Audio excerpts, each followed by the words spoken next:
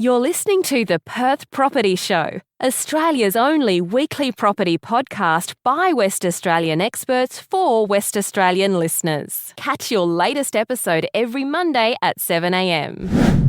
Good morning, everyone. Welcome to the Perth Property Show. My name's Trent Fleskins, your host as always. And as promised, this week we are doing a Suburb Spotlight update. It's been a while since I've been along the Armidale line. And more specifically, it's been even longer since we've had a look at that Cannington, Queen's Park, Beckenham region. There's only one man that I can speak to when it comes to looking at this part of the world.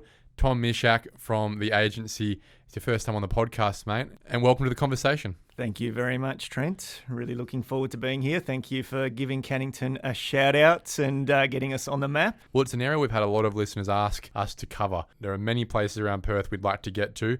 We only do one episode a week, otherwise I wouldn't have time in the day to do my full-time job. However, this is a spotlight for us because things are changing in around the Cannington area. We've got some great amenity upgrades going through the area, which means the perception of the area should be improving too, which means prices should be improving over and above Perth's median.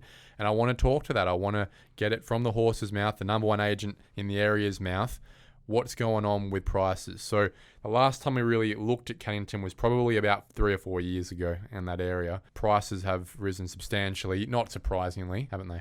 I think we've caught up. The biggest thing we're seeing is we're all of a sudden on the map, buyers are seeing return on investment. As an average, we're sitting between 9 and 12 kilometres from the city. So Queen's Park, you're 9 kilometres from the city. Beckenham is 12, and you've got East Cannington and Cannington between the two. There's a huge amount of investment happening in the Cannington CBD along Cecil Avenue, apartments, new roads, the train line upgrades and raising the railway line, which is going to be a dramatic change for the Queen's Park, East Cannington, Beckenham side of the marketplace. All of a sudden, we're seeing that side being able to connect to what's already there in Cannington, the Canning Leisureplex, the high schools, the Westfield carousels and the restaurants that are upstairs, where there has really been this wall between the two areas in the past. Location-wise, obviously, being so close to the city, the pricing wasn't proportionate to what it should have been. I'll call Queen's Park the Willoughby of the southeast. In terms of Willoughby's growth has been proportionately high. Queen's Park has kept up with that in the last 12 months. It's noticeable, right? We've covered Willoughby quite a bit with Siobhan McHale, and just generally, in my perspective, I said this to you off air, I don't know a suburb in Perth that in real terms, not even looking at the stats, but just in real house by house, year by year terms, has grown within 15 k's of the city like Willoughby has over the last 5 years. Property that has gone from 400s to 900s. So this is immense price growth in Willoughby over the last few years as the market not only has moved in general in Perth, but a massive change in perception, gentrification to the area of Willoughby, whereas 10 years ago it was an area where people were worried about getting their cars or house broken into and a lot of state housing. Now it's sort of just the suburb next to Melville and Myrie. Yep, and a similar sort of thing with Queen's Park, that gentrification, a lot of removal of the state housing. So there's an area or pocket of the area called Quattro, which 14 years ago was an area you wouldn't drive past. You wouldn't want to drive through it with any shiny bits on your car because it wouldn't be there by the end of the drive. That's how it was, but it's a totally different pocket. Now that same part of the area is your most expensive and most sought-after pocket of the area. Why? 4x2 homes, great sized blocks, surrounded by families and parks. So all of a sudden you've got a community there of 220, 240 homes where everyone's of a similar ilk. They're families wanting bigger homes, bigger lot sizes compared to your villas and townhouses that the rest of the suburb can offer. And the market's responded to that. So now you're seeing 4x2s there selling for $850,000, $900,000, for example. What would that have been 5 years ago? So this particular Quattro pocket was designed for first home builders. So you had to be a first home buyer to own the block of land. So people were camping out at the sales office in 2011, 2012. And the amount of stories, I go into an appraisal and they're telling us, yes, my husband stayed there at 11 o'clock at night. I brought him soup and then I brought him breakfast. And then we were first in and we got that block. They bought these blocks for $200,000, $220,000. At that time, your construction cost was sitting at between $160 and $200 for something really flashy. So they're on average $400 to $420. Now, that same property is now selling at $850 to $900. Has the socioeconomic and socio-demographic profile of Queen's Park evolved over the years? Absolutely. Has the background of people changed? It's definitely become a multicultural area, and this immigration has brought that in. But I think what you're seeing is these new people to the state are saying, well, this is 9 kilometres from the city. This is so close to everything. There's public transport here. The airport's just there. There's so many parks. Queen's Park's got 3 different schools between Queen's Park Primary, St. Joseph, St. Norbert's. So you've got private schools, you've got public schools, you've got everything there, and the city's just a hop, skip, and a jump away. They move in without prejudice.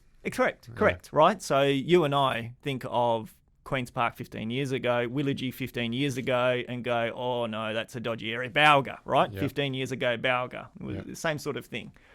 All of a sudden, you go to these areas now, and they've changed so much that you're actually seeing this growth pattern, and you're going, where's this growth come from? But the people that are actually coming into the area going, this is amazing value. Like the amenity, the location, the walk score, all those things on the basis of it arbitrarily are actually quite good. Correct. Compared to the price point. Exactly. What you get for your money, if you go 9 kilometres north, you're in areas like Yokine, Chewett Hill. To buy a 4x2 on 500 square metres there, you can't get anything for less than 1.2, 1.3 million. Where, $850 is actually affordable then. Yeah. Like we're comparing it to what they paid for it at 400, 420.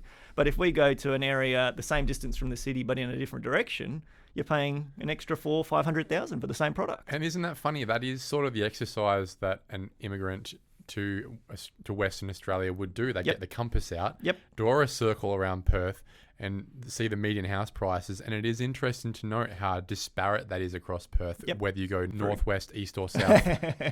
We'll do the same thing going to London. If we go, I want to live 15 k's from the centre of London, we'd go, well, you can go to Chelsea and spend £4 million on a house there, or go north and pay 1.3 million. Now, there's obviously preconceived notions and there's a reason for it, but you and I don't know that. Yeah. So, and that's what we're seeing. People new to the country or new to the state are seeing this as a really good value add.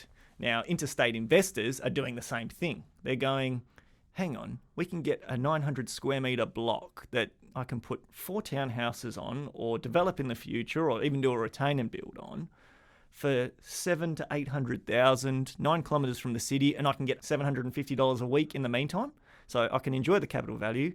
The rent's going to cover it, and it's only 9 kilometres from the city. How does this not make sense to anyone else? Yeah. But it's taken the East Coast investors coming in and realising that the value's there for the locals to go, oh, maybe we should be in that marketplace. That's actually a really perfect way of characterising a lot of the boom that we've seen in some of the less desirable suburbs of Perth, not just Queen's Park, but to be frank, further down the Armidale line as well, further down the Mandurah line too, is a lot of people seeing this with an arbitrary lens without prejudice and going, hang on, why is this why is this $420,000 5 years ago?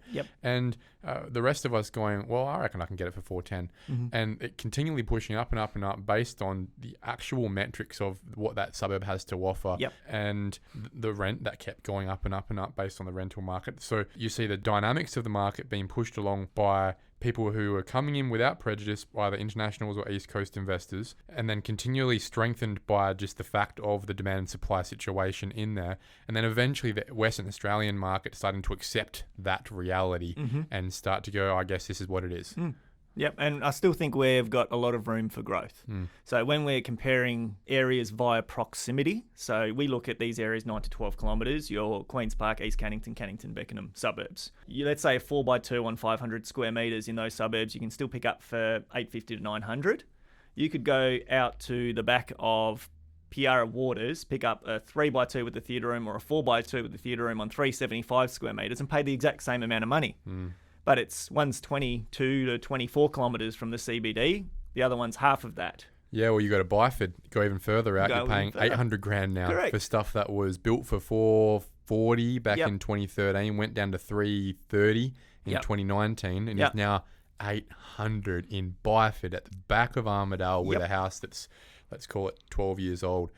You're because right. they're getting a train line. Exactly We've right. had a train line there for 25 years. Yeah. People would just ignore it. And you save an extra hour a day on the train. How's your lifestyle? But I guess the point we're making here is that as affordability has started to become an issue in Western Australia where it hasn't before, what happens is accessibility becomes a priority here at the expense of those other priorities like amenity and all that. So the bottom of the market is compressing up to a point where historically there would be obvious price differentiation between suburbs along a train line, between suburbs just in certain distances from Perth with certain amenities. Yep. There's really not much of a price difference now between Byford, 30, 40 Ks out of Perth at least, and Queen's Park, 9 Ks out, which makes it very easy to understand where Queen's Park gets its price point from now, but also starts to speak to, in my opinion, a little bit of a risk that starts to occur when you're thinking about that price point,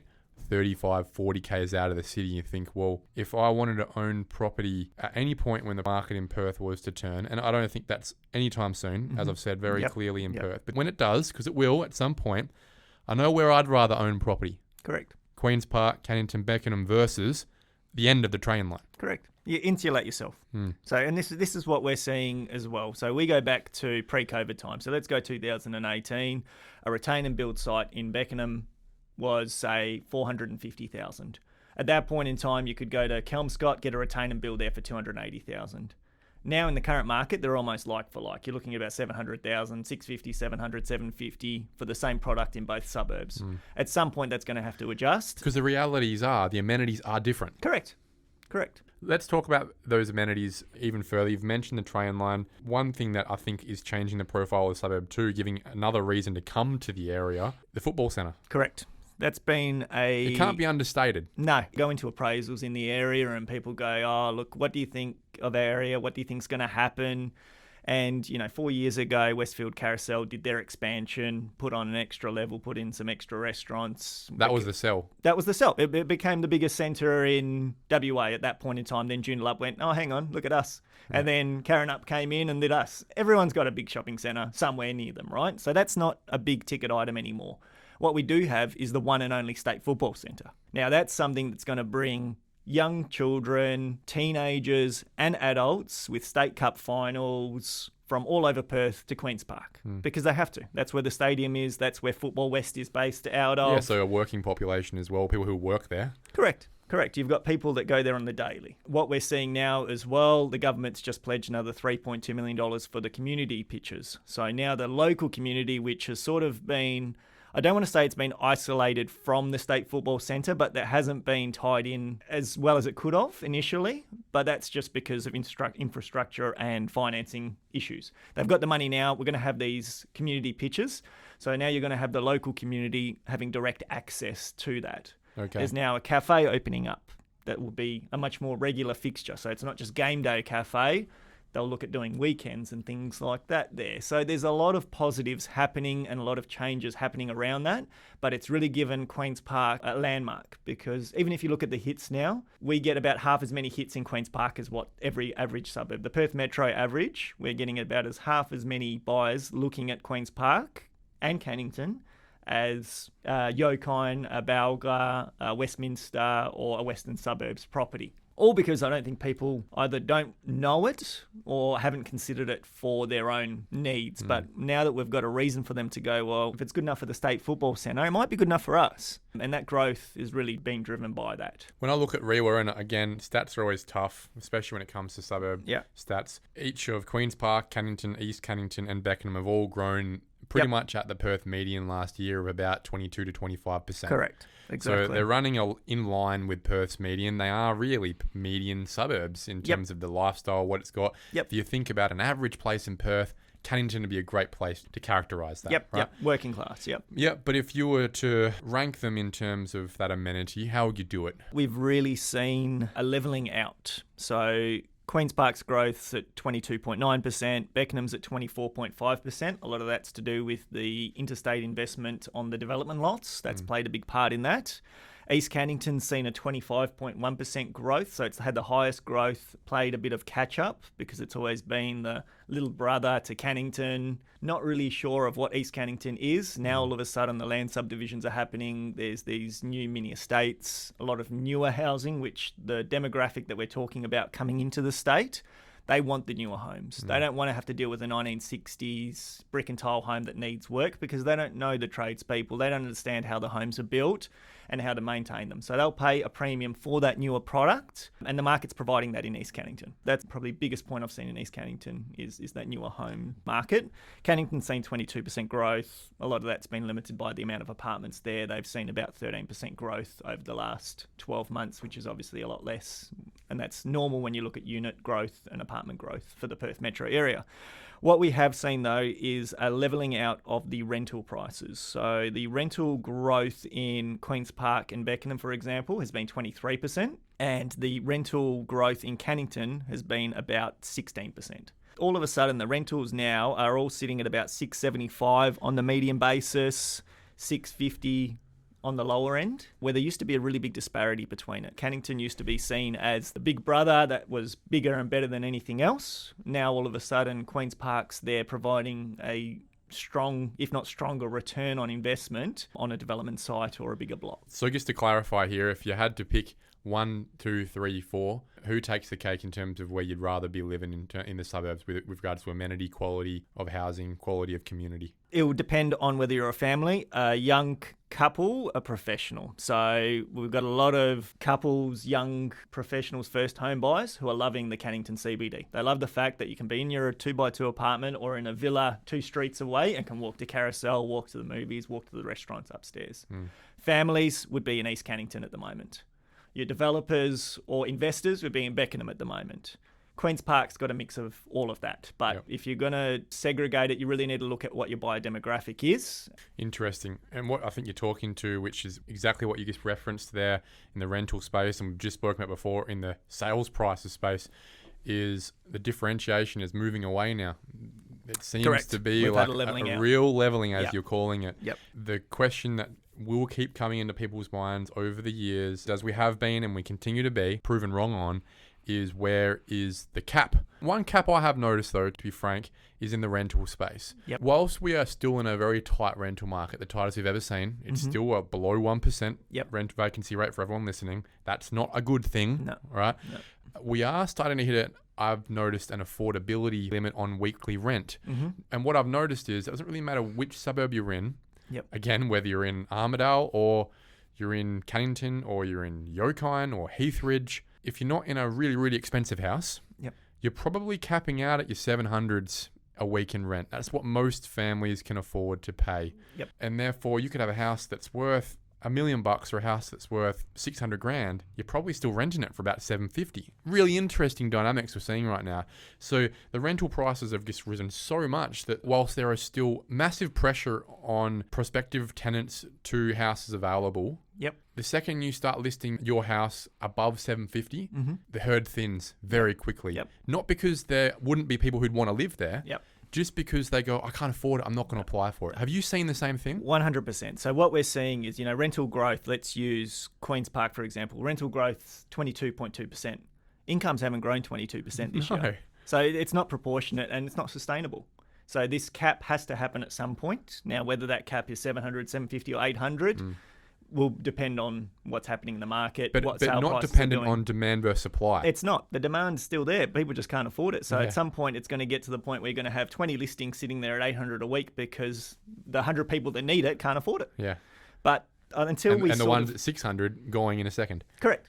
Correct. Exactly right. And so that's where you're seeing 2-bed, 2-bath apartments now getting $650 a week and 3-bed, 2-bath villas getting $750 a week. Normally, there'll be a $300 a week disparity between them. At the moment, you're lucky if there's 100 difference. Because the 3x2 can't get any higher. Can't get any higher. And this is where you start to see some Sydney-like characterizations in Perth, where Sydney's obviously got twice the median house price of Perth. And since COVID, it's been more than twice. But the rent's actually not been that higher. The yields, you might get 2-3% in Sydney. Perth's 4-5%. And so there's people in the East Coast, investors coming across, say, oh, Perth's yields are magnificent. Yep. And the reason for that is, even though Sydney's house prices might be double ours, people don't make any more money than us. Yep. The rents can't be any higher. That's right. And we're seeing the same sort of thing start to happen in WA. We have the discussion now with buyers agents. Now, in the past, buyers agents 2 years ago, 18 months ago, 12 months ago, what have you got coming up? What price is it? What's the rental return? Now we're going, are you looking for capital appreciation or rental return? Because yes, Melbourne's median all of a sudden has dropped under Perth's, but their rental yields all of a sudden haven't. So are you going to go back to Melbourne and look for your capital appreciation and capital growth and then just carry that rent? Or are you going to stick to Perth and assume that we're going to see capital growth with a better rental return than what you are in Melbourne? And that's the only thing that will sort of keep that buyer's agent pool in WA that was looking at Sydney, Melbourne, East Brisbane Coast before. buyers. Correct. Yeah. So we're still getting really good inquiry from Brisbane and Sydney at the moment. In the last month, we've seen Melbourne drop off like no man's business. Everyone that's in Melbourne that was investing in Perth is now going back to Melbourne and going, well, these areas might see some growth because all of a sudden we're cheaper than Perth as a median, as a whole. Yeah. My view is they're still 45 kilometres out from the CBD in Melbourne, and here for the same money you could be 10 kilometres from the CBD in Perth. So I think you're much more insulated over here on something closer to the CBD than what you would be 40, 50 Ks out of the Melbourne CBD, but that's their decision to make. All I can do is give them the advice and my views and show them the historical growth and what's happening in the area with the train line upgrades, with the Sam Kerr Football Centre, with the airport so close, with everything that comes with it. Tom, you referenced something that's really pertinent right now. And for all the East Coast investors listening, listen up is what I would say. Your buyer's agents are inherently going to find any opportunity to push you back to Melbourne because it's what they know. It's where their relationships are. Their life's easier when they're selling you Melbourne stuff. Correct. There's a reason Melbourne's prices are dropping, and there's a reason they're going to continue to drop. There's a malaise over the state. There's malaise over the investment situation in Melbourne, and that is in stark contrast to the reason why Perth will continue to rise. It is exactly the opposite. Yep. There is still significant demand-supply pressure in Western Australia. There is still, given our median household income is the highest in the country, plenty of space, in fact, the space between our median and Sydney's median, theoretically, for us to grow if we need to.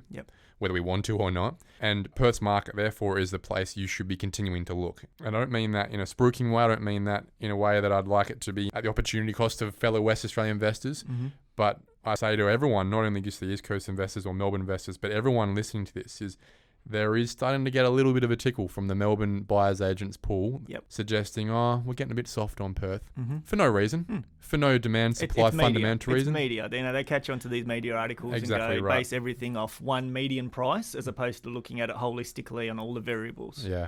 And I mean, you look at a great CoreLogic stat that I love is percentage of income to mortgage payments. Yes. So you go to Sydney and your mortgage 55%. Yep. Melbourne, you're still sitting at 52%. Perth, we're sitting at 34%. So that is the key here, Tom. You reference it perfectly. As long as demand and supply continues to be at historically low. I mean, if you can afford to half your income to pay your mortgage in Melbourne, you can afford to pay 40% of it in Perth. So there's still room for growth. There's still room for affordability to continue being a real driving factor for WA. That is the key driver. As much as around the country, most states actually do have a demand-supply issue similar to ours.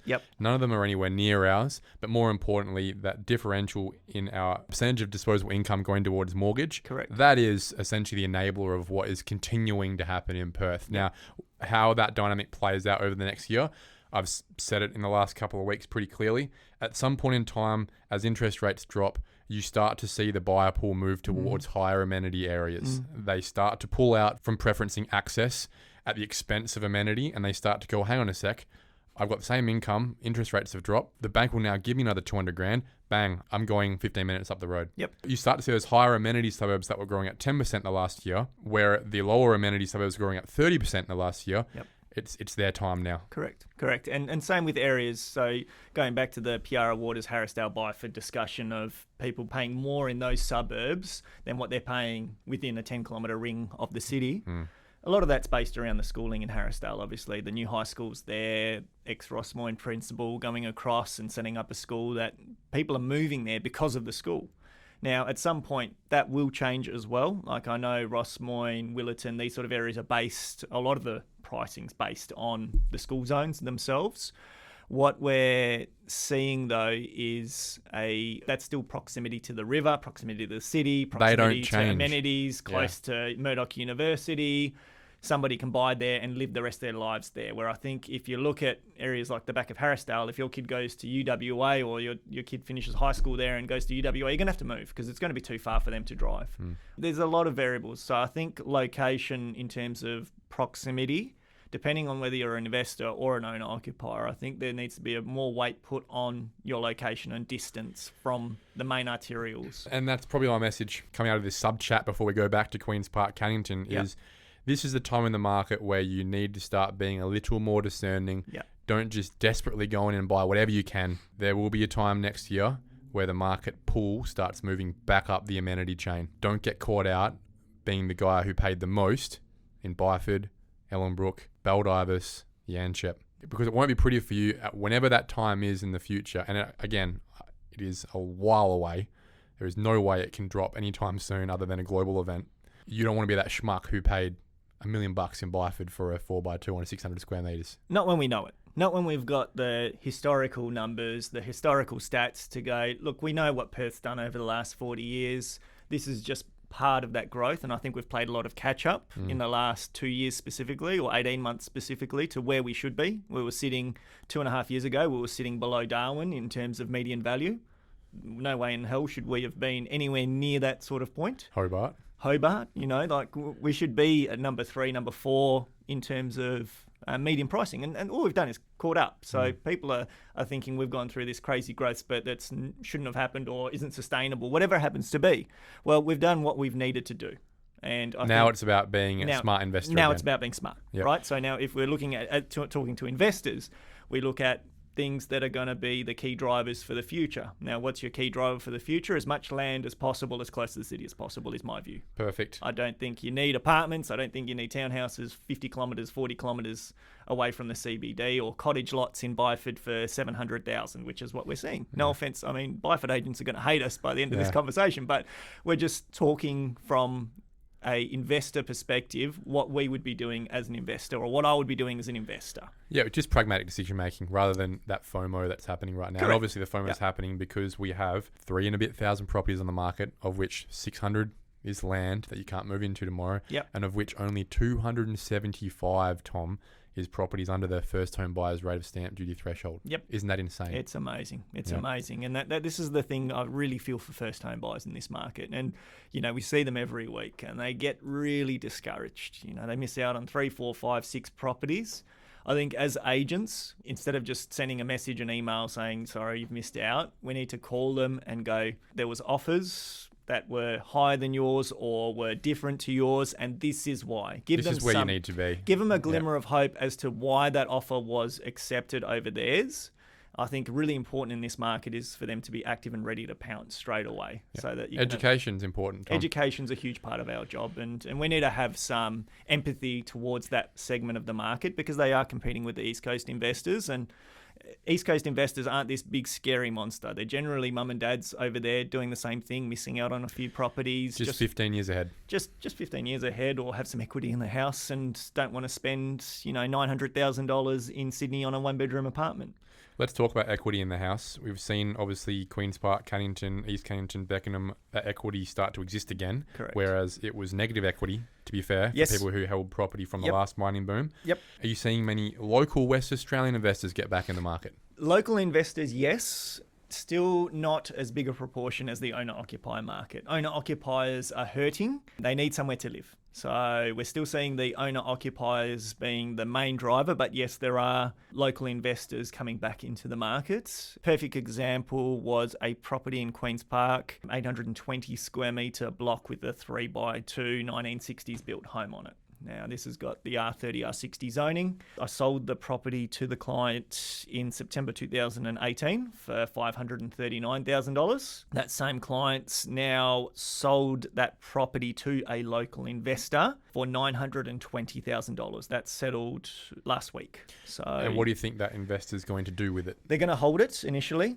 It's a future development site, so it's going to be a medium to long-term hold. So we're talking, Is that because it doesn't stack up right now with build costs? Correct. Construction costs are not making feasibility stack up in a lot of cases. Which feeds into the supply issue we have. Correct. As soon as you talk about double-storey multi-developments, you've got your construction costs going through the roof for double-storey homes and multis. As you know, Trent, the construction cost for that apartment market is very high at the moment. The single-level villas is the one loophole to that. I think there is still, from a time to build and cost perspective, opportunity there for the single level.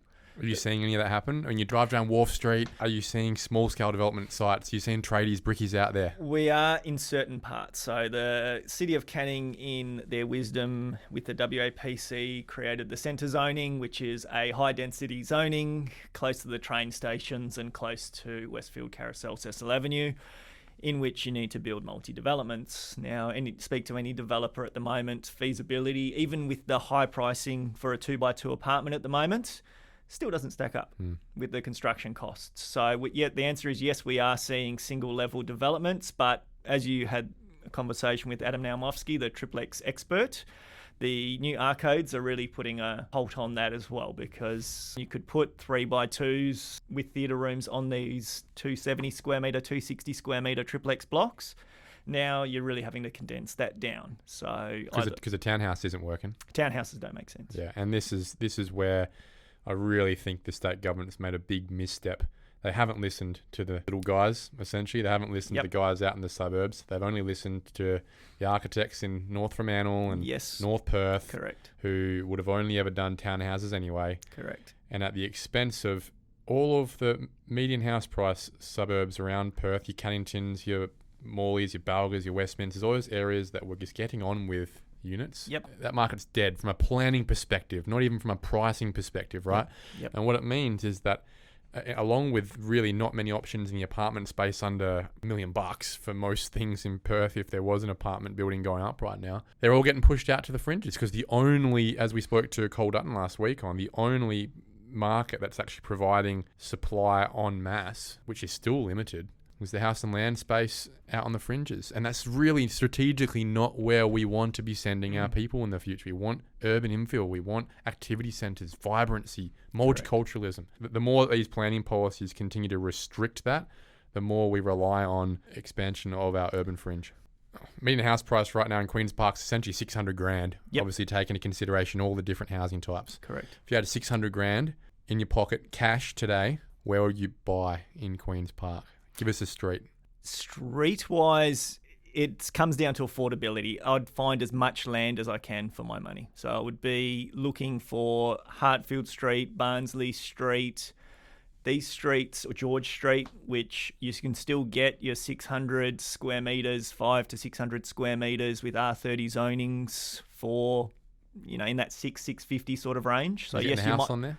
There's a house on there. There's a 3x1 built in 1963 that you might have to do a bit of work to, but that to me makes more sense than buying the 15-year-old villa on 3x2 with a double garage on 230 square metres.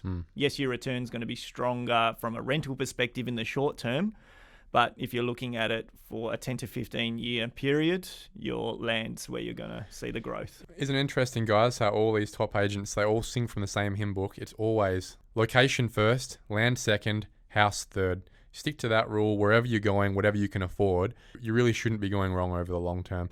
Tom Miszczak, the agency, #1 agent in Queen's Park, and absolutely smashing it around town in general. Thank you very much for your time, mate. It's been a great chat. I appreciate it. And look forward to having you in sometime in the future. Look forward to doing it all over again with you, Trent. Cheers. Thank you for listening to another episode of the Perth Property Show. If you've only just joined the conversation, you can catch up by heading over to our website, perthpropertyshow.com.au, subscribing to the podcast, or joining our Facebook page. Don't forget to tune in next Monday at 7 a.m. for more expert insights, local analysis, and suburb spotlights. Happy hunting!